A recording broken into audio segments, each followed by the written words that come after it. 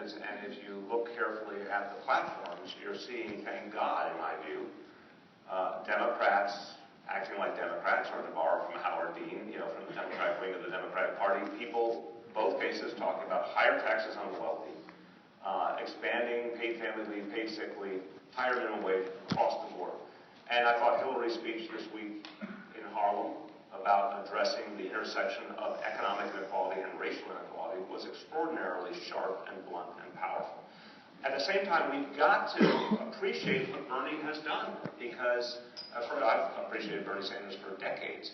But I'll tell you, he has helped to energize the discussion of income inequality in this country. He has helped to push the spectrum. And a lot of people I talk to in Iowa, and a lot of people I talk to here, and I feel it myself, really appreciate that this is all adding up to bigger change. So I believe, honestly, that Hillary Clinton has, in many ways, a stronger platform. Obviously, Paul's spoken to the issue of why her platform addresses the excesses of Wall Street more effectively. I obviously believe her experience and her capacity would make her able to be a very, very effective president, particularly at fighting issues as entrenched and thorny as income inequality. I happen to know her very personally and believe in her abilities. But I think it is important, whichever side of this discussion you're on, to see the sum total of what's happening here. A lot of change is happening. Every one of these debates, literally, every one of these Democratic debates signifies a change in the way we are talking about the issues of this country. They literally are watching history move before your eyes. So to all the Bernie Sanders supporters, I say God bless you, because I know you're doing a lot of good for this country. I believe Hillary Clinton is the one who could achieve these changes. But we are actually one big happy family in my view.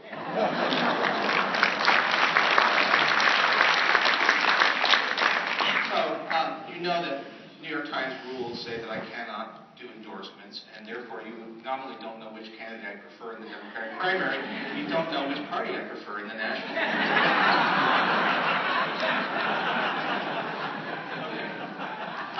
I think what it comes down to, and I think, by the way, whoever ends up being the candidate, you want that person to have had their feet held to the fire. If it's doing nobody a favor to avoid raising hard questions at this stage. If Democratic economists, if Democratic policy wonks don't ask Bernie Sanders hard questions about his program, you can be sure that it will be raised in the general election. And if whoever ends up in the White House, if it is one of the Democrats, is still going to have to deal with those questions thereafter. So these things need to be aired now. Where I come from is basically that having your heart in the right place is not enough. It really is, and you need first of all, you need to really think hard about the issues, not just go for what feels good. And for a long time, it's been now for about 7 years, I've been arguing that while it's easy and probably appropriate to hate the big banks, that too big to fail is not actually the essence of our problem. That it was, in fact, smaller players. Lehman was not that big a player. It was, for that matter, some of the worst offenders in terms of abuses were things like Countrywide. Small banks, small financial institutions can be just as, in some cases, more evil than the big banks. So on financial reform, you really need to think hard about where the issues are. And I think on that issue, I'm sorry to say, I think that Sanders has to some extent gone for the easy slogan, and Hillary Clinton has been closer to the bone of what really is wrong. On other issues, it's very important to ask. It's very important, I think, to appreciate that we're dealing with a real country with real people, many of whom are understandably cautious about big changes. The really important thing, I think I mentioned at the beginning, that we had a pretty progressive agenda coming in 1993 on the part of the Bill Clinton's administration, of which half, a critically important part, crashed and burned. And part of it, there were a lot of reasons for that, but I think one of them was it was asking too much. It was asking people to completely transition to a different system of healthcare. And that just was not going to happen. And even without the insurance industry, even without the drug companies, that's just too much. Because people who have good insurance are going to say, look, I can't. You say that this is going to be just as good or better, but I don't know that. I think there is a lot to be said for framing your case for change in ways that is conservative in the good sense of the word, not in the political sense, but in the sense of not requiring people to take bigger leaps into the unknown that we need to do.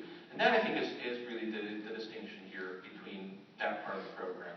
And let me also say, we're having a controversy about some fairly outlandish economic performance estimates that don't come from the Sanders campaign, but that were endorsed by it. Clear thinking, taking the facts seriously, taking analysis seriously, it is in itself is a progressive value.